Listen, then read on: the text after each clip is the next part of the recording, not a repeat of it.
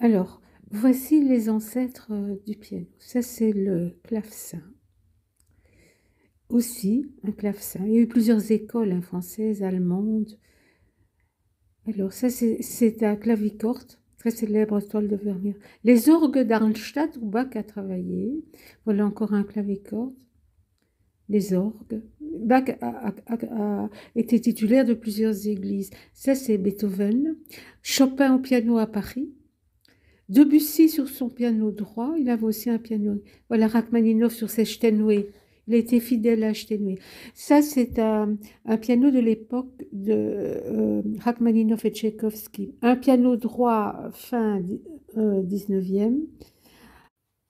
Alors voilà, en fonction de l'imprégnation du passé des instruments qui ont précédé le piano, ça reflète aussi toute une époque qui a précédé ce que nous entendons à l'heure actuelle comme musique dans les variétés. Les variétés ont gardé la manière d'écrire du passé dans la tonalité. Tandis que la musique classique, après la guerre 14-18, c'est plutôt émancipé des règles de la tonalité. Et donc, c'est très dissonant à l'oreille. Il faut vraiment une imprégnation de cela pour pouvoir s'habituer à cette écoute. Donc, je vais rester dans les bases de la tonalité, donc, avec un piano ici, Petrov, un piano tchèque de 1960, mais qui a utilisé des matériaux d'avant-guerre. Parce qu'il avait un stock de matériaux d'avant-guerre, et donc ça a quand même une qualité de... il y a un petit siècle, on va dire, ce piano-ci. Il est très fruité. Bon, alors, j'essaye de sortir des sentiers battus. Pourquoi? Parce que tel qu'on apprend la musique dans les institutions publiques, avec notre mentalité de l'ouest de l'Europe, on a l'habitude de scinder les domaines. Il y a un cursus à suivre dans chaque branche relative à la musique. Il n'y a pas une vue holistique de la musique enseignée de façon concertée par les différents maîtres et les différents professeurs. Alors, la musique, c'est un art. Comme la peinture, comme la sculpture, comme la littérature. Un art n'existe pas par lui tout seul. Un art se tisse des rencontres entre les différents secteurs. Un art est expressif, donc il dépend déjà d'un événement qui l'a marqué, et puis l'artiste va alors exprimer ce qu'il a ressenti dans cet événement par ses moyens. Est-ce la musique? Est-ce la peinture? Est-ce le dessin? Est-ce la poésie? Voilà. Tout s'interfère. C'est vraiment un maillage, l'art. Et la musique fait partie de ce maillage. Il dépend donc des événements. La musique dépend des événements, donc de l'histoire, de la réalité d'une époque. C'est un instrument donc, qui dépend aussi d'une certaine fabrication, qui évolue avec le temps. Et un compositeur va chercher son inspiration, soit de quelque chose qu'il a vécu et qui l'a marqué et qu'il veut exprimer, soit alors de son admiration pour un autre art. A-t-il lu une poésie qui va l'inspirer? Il va se mettre à son piano et composer quelque chose. A-t-il vu une pièce de théâtre qui lui a ouvert un horizon, comme Debussy par exemple avec Péléas et Mélisande? Il se met à son piano et il compose un opéra. Donc, on ne peut pas, quand on commence le piano, s'isoler dans son salon, dans sa pièce de travail et faire abstraction du monde. Ce n'est pas possible. Il faut connaître les interactions, les amitiés entre artistes, les époques. Et avec tout ça, donc, essayer de traduire au mieux ce que le compositeur a voulu dire. La musique est un monde de signes, ce sont des signes notés sur un papier, mais nous, quand nous recevons ces signes par le papier, nous vivons à l'envers le processus de création du compositeur. Le compositeur, il a vécu un événement, il l'a senti dans son cœur et dans sa chair, il a été inspiré soit par l'amour, soit par la beauté d'une poésie, soit par un tableau, comme Rachmaninov avec l'île des morts, et donc il rentre chez lui et fort de cette émotion qu'il a retournée, il va essayer avec des sons, par exemple, de reproduire ce qu'il a ressenti et ce qu'il a admiré, a évoqué en lui. Et nous, on travaille à l'envers. On part de l'écrit. Donc, quand le compositeur a composé ça au piano et que ça lui plaît, il jette des bribes par écrit pour ne pas oublier, évidemment. Voilà. Et après, il corrige ça et donne ça à un éditeur. Et nous recevons ça 250 ans après, ou 300 ans après, ou 50 ans après. Et on est devant une énigme. Qu'a-t-il voulu dire? Et l'erreur de beaucoup de monde, c'est de vouloir s'accaparer d'un morceau et le jouer avec ce qu'il ressent. La personne, celui qui interprète l'œuvre, ressent sur le moment de ce qui lui est arrivé à lui comme événement. Bon, c'est tout à fait humain de faire ça. Dans un livre, on va aussi rechercher un passage qui nous évoque ce que nous avons nous-mêmes connu. Mais si on veut vraiment être complet dans son jeu, il faut aussi s'intéresser à ce que le compositeur a vécu. Sinon, on fait abstraction du passé. Or, il n'y a pas de présent sans passé. Il n'y a même pas d'avenir sans passé. Le présent, c'est une période transitoire. On s'en rend difficilement compte qu'on le traverse, le présent, mais en fait, il est basé sur le passé. Et grâce à ce petit pont du présent qui dure 24 heures, on a déjà un pied dans l'avenir. Donc le passé est vraiment une donnée primordiale pour moi dans les arts et dans la transmission de quelque chose. Alors, donner un premier cours de piano sans connaître la personne.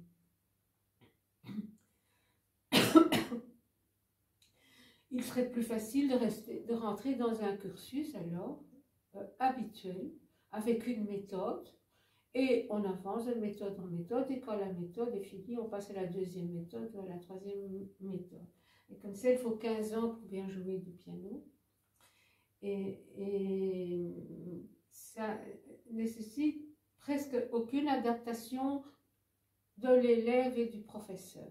En fait, c'est la méthode qui vient unir les deux personnes. Dans cette méthode-là, c'est la porte grande ouverte aux habitudes de chacun. Donc à une sclérose. Ça devient vite sans vie.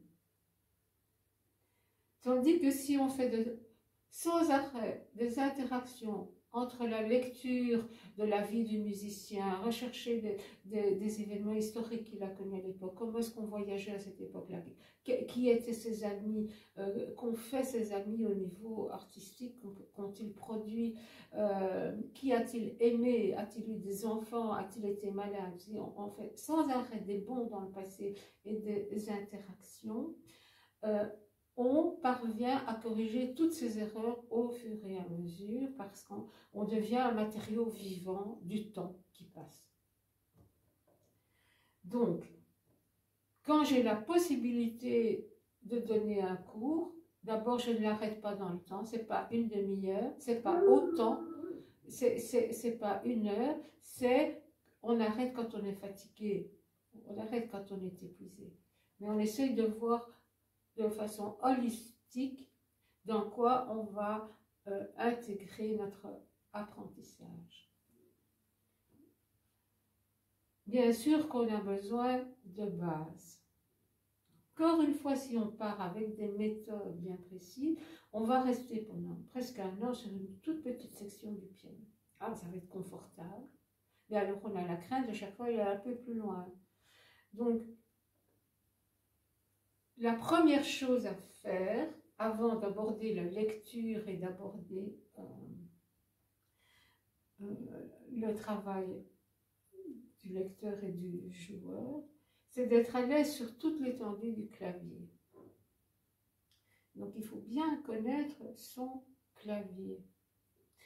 Comme il faut bien connaître les noms. C'est les noms qui structurent notre langage. Il y a 7 noms de notes, donc nous devons connaître très bien ces 7 noms de notes détricotés dans tous les sens. Do, ré, mi, fa, sol, la, si, do, dans le sens de la montée. Do, si, la, sol, fa, mi, ré, do, dans le sens de la descente. Do, mi, sol, si, ré, fa, la, dans le sens de laisser une touche vide entre les deux. Et puis aller d'octave en octave, do, do, do, do, do, et de s'habituer à tous les timbres qui vont défiler dans nos oreilles. Donc, comme je vous ai expliqué dans la vidéo d'introduction, sur un piano actuel, qu'il soit acoustique ou électrique. Bon, vous avez deviné ma préférence pour les acoustiques. Il y a 7 octaves. Donc, il y a 7 fois, du plus bas au plus aigu, nos 7 notes qui vont défiler, mais avec des timbres différents. Toujours les mêmes notes, do, ré ou mi, etc., mais avec des vibrations différentes. Il y a plus de vibrations dans les aigus que dans les basses, et ça donne des timbres. Donc qu'est-ce que c'est qu'un timbre? C'est une caractéristique qui nous permet de trouver la vibration où le son est émis. Un do médian en face de vous, de votre corps, il est neutre. Et plus il va monter, plus il va s'affirmer, plus il va devenir clair. Il y en a encore un, mais il n'est pas bien équilibré. Et dans les basses, alors, nous avons le plus grave, do, qui s'affirme et qui s'étend et qu'il faut laisser vivre dans cette lenteur de vibration. Puis, déjà plus neutre, déjà un peu créatif, et alors neutre, le médian. Et puis, vous avez alors l'autre. Donc, là, on a parlé du do. Donc, ça, ce sont les différents timbres que vous allez avoir sur l'étendue de votre piano. Attachons directement une étiquette au son aigu, clé de sol. Voilà, c'est la clé de sol qui va écrire les notes des aigus.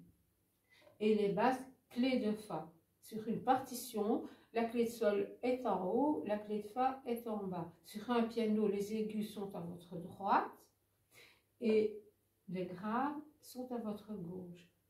Je précise là, par exemple, un gaucher va avoir tendance à inverser.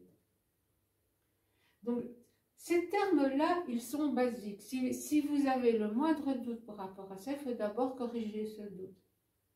Les aigus à droite, les basses à gauche. On monte vers les aigus. Donc, si je prends toujours mon do médian, je vais monter vers les aigus. Et je vais descendre vers les basses. Donc ça, c'est une notion capitale. La montée est vers la droite, la descente est vers la gauche. Voilà.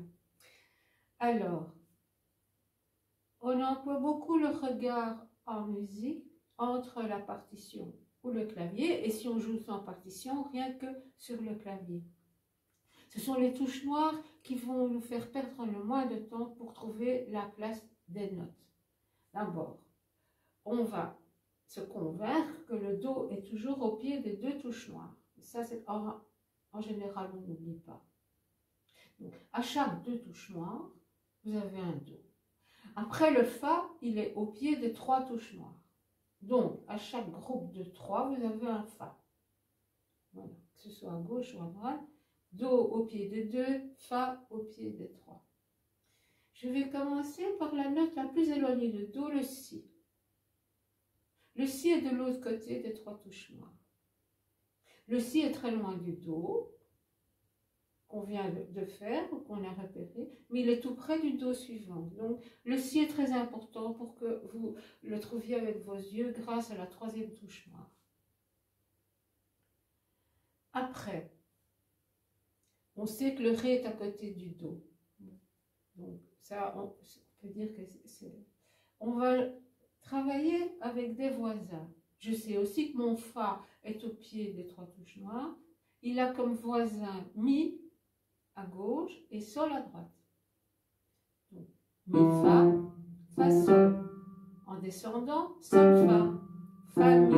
Alors, do, fa, mi, fa, sol, fa, mi, do. Voilà. Après, je vais ajouter mon si qui pose problème. Do, fa, si. Et mes voisins du fa, do, mi, fa, si à deux voisins, le do suivant, le la en dessous. Alors, je joue mes notes que je connais, do, fa, si, mes voisins que je connais, do, fa, si, mi, fa, sol, la, si, do. Voilà. Il n'en reste pas beaucoup. On a dit que le ré c'était facile. Et je vais le faire avec le voisin mi, le ré. Donc, ré, mi, ré, do, ré, mi, ré, do. Je vais ajouter ça, toutes celles que je connais. Do, fa, si, mi, fa, sol, la, si, do, ré, mi.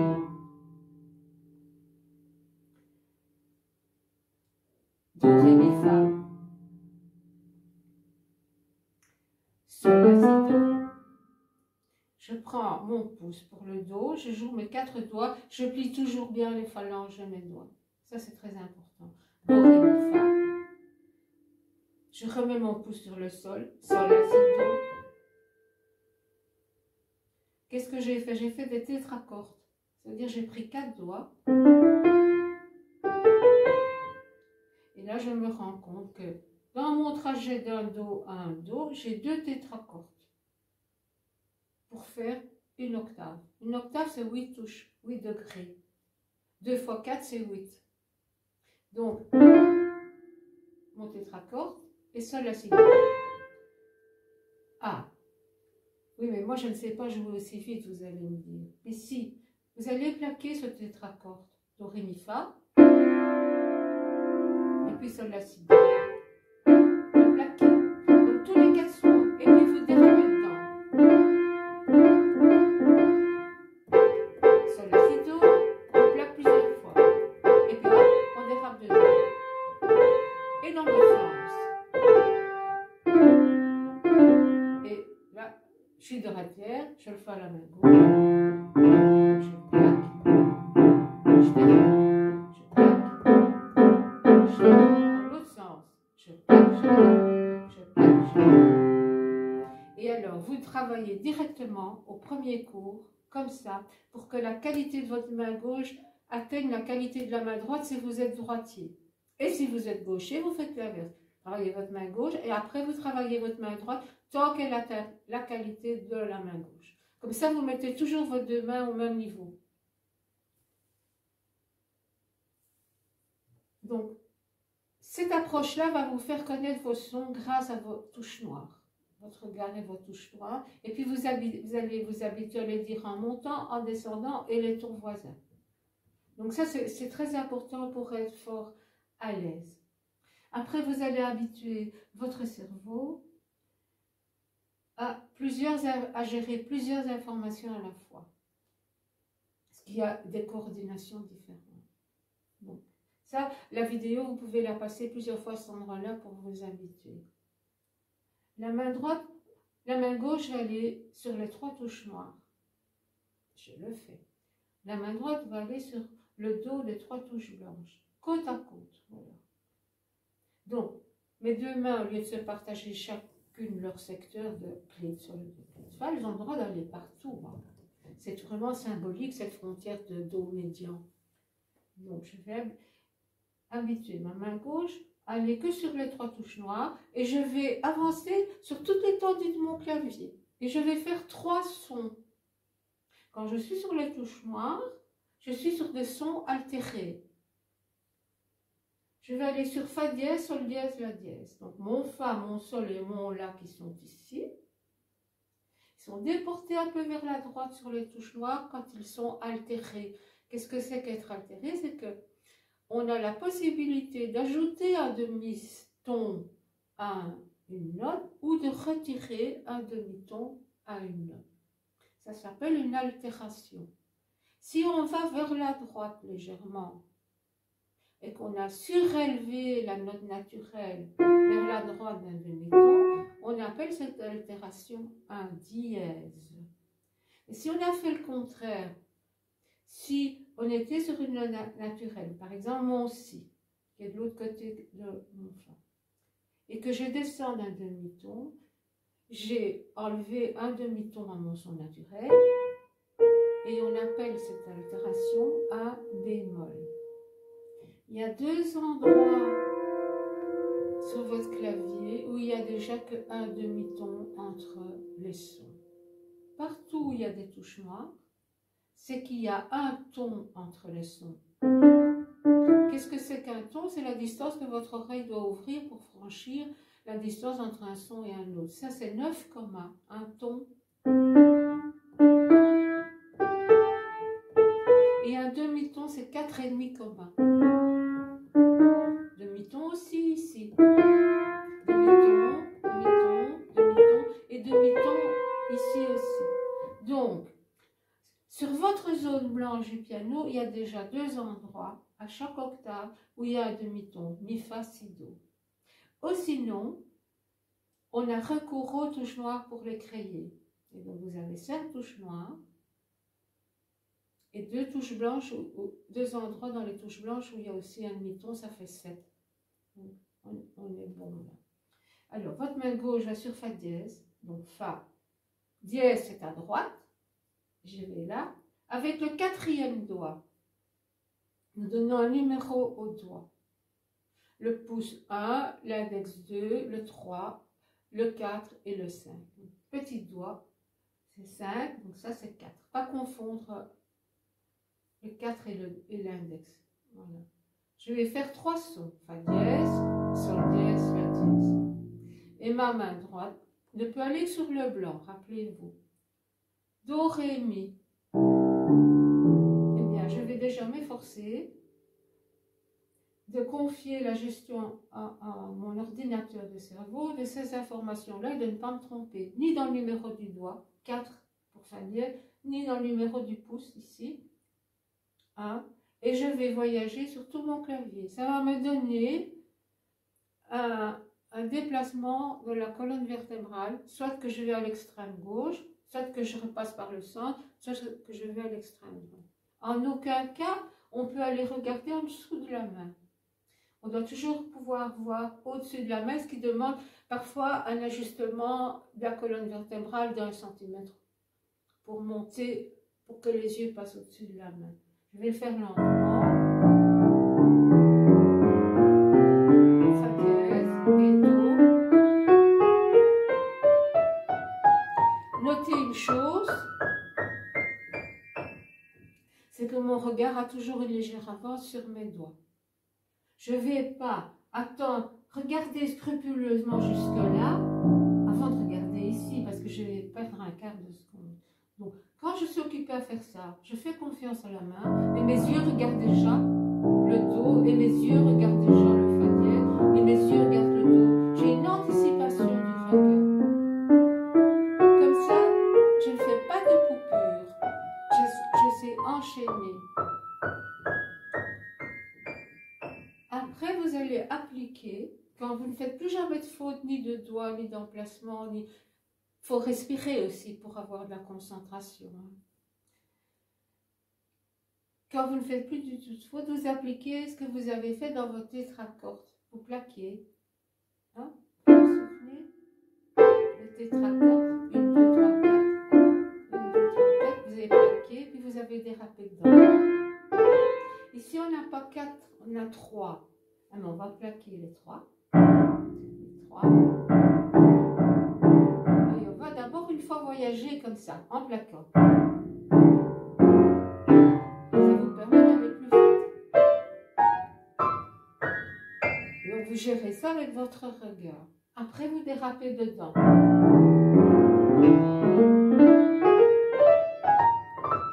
Je vous donne un truc quand même, c'est que quand vous dérapez, restez un peu plus appuyé sur... C'est là pour ne pas déraper complètement sur l'autre son. Voilà, vous marquez comme ça.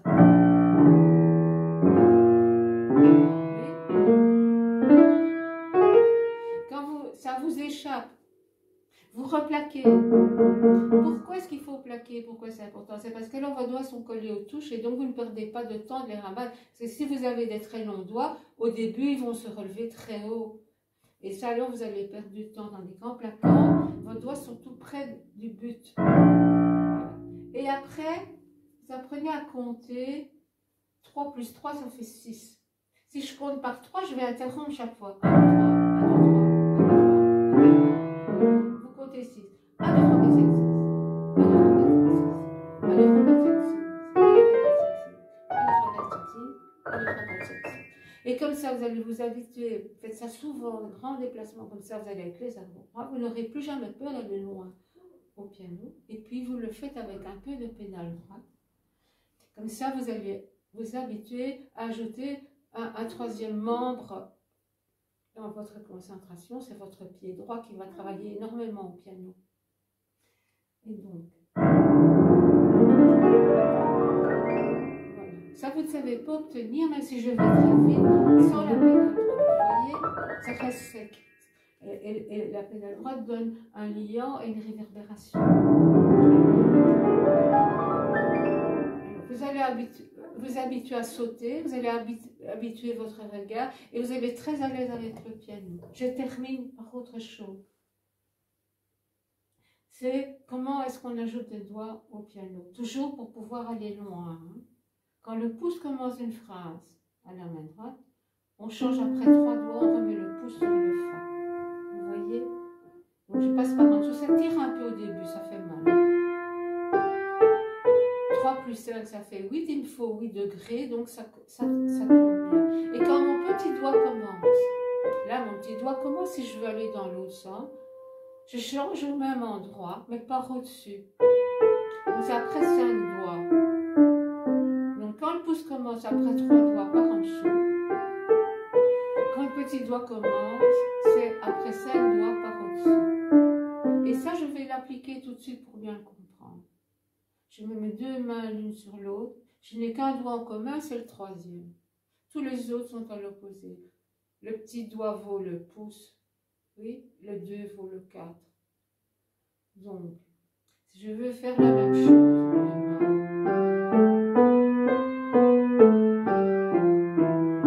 je le fais avec des doigts opposés, ce qui est très difficile pour un premier cours. Donc, je vais le faire mais séparément. Monter avec la main droite demande le pouce au départ, mais monter avec la main gauche, c'est pas le pouce qui va se mettre au départ, sinon il va aller dans l'autre sens, et faites bien conscience de ça. Donc c'est l'opposé, le petit doigt. Donc qui dit petit doigt dit je change par au-dessus après 5 doigts. Maintenant c'est le pouce pour descendre, donc qui dit pouce dit je passe par en dessous après 3. Essayez pas de mettre vos 2 mains ensemble au début, parce que ça demande beaucoup de lenteur et de crispation. Vaut mieux que pendant une semaine, vous fassiez les mains séparées dans la gamme, mais habituez-vous souvent à ceci. Habituez-vous à tous les noms que vous avez appris, les 7 noms de notes, en marche avant, en marche arrière. Les voisins, mi, fa, mi, ré, ré, do, do, ré, ré, mi, fa, les voisins. N'oubliez pas la notion de ton et de demi-ton. Si les demi-tons sont pris vers la droite, ce sont des dièses. S'ils sont pris vers la gauche, ce sont des bémols. Voilà. Il y a encore une autre notion capitale en musique, c'est le majeur et le mineur. À quoi vous devez vous habituer progressivement. C'est qu'un air peut être joyeux, ou bien alors il peut être triste, même voire pathétique. On associe la joie au soleil. Donc, si on avait une médaille avec un soleil et la lune de l'autre côté, on dirait que le majeur c'est le soleil et la lune c'est le mineur. Voilà. Donc ça, vous allez aussi vous habituer. Alors, comme terme technique, on a fait une gamme. Et on s'est rendu compte que chaque gamme contenait 2 tétracordes. 1, 2, 3, 4. Le premier tétracorde. 1, 2, 3, 4. Le deuxième tétracorde. Et dièse, vous avez vu aussi. Voilà, touche noire, touche blanche. Le regard. Comment acquérir la vitesse? On prend un point d'appui. Voilà. Ça, c'est déjà une très bonne base pour vous pour être à l'aise sur tout votre clavier. Maintenant, si ce genre de vidéo vous intéresse, il y en a déjà beaucoup de disponibles. Soit dans le nom des compositeurs, Chopin, Bach, Beethoven, Mozart, Haydn, soit alors dans des thèmes bien spéciaux que vous pouvez aller voir aussi. Alors, il y a quand même déjà quelques biographies qui circulent dans mes playlists aussi sur les compositeurs, notamment Chopin, parce que bon, comme il y a un concours Chopin qu'on organise au collège Saint-Benoît à Marais-Dessous, ben, je fais souvent des vidéos sur la vie de Chopin, soit avec George Sand, etc. C'est assez passionnant parce que le 19e siècle est une période charnière en histoire et en art.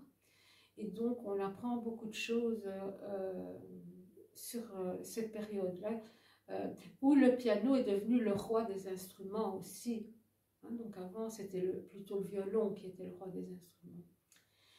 Et voilà. Donc, dès à présent, je vous invite à vous intéresser à beaucoup de musiciens différents, à beaucoup d'époques.